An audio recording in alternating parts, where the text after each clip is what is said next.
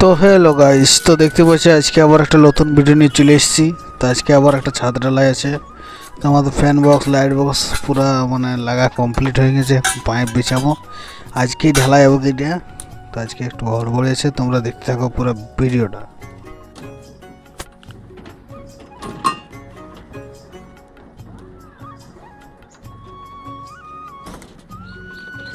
তো এখানে দেখছো আমাদের পাইপ বিছানো চলছে। এখানে আমার কাকু ইয়া করছে, কভার বড় লাগাচ্ছে।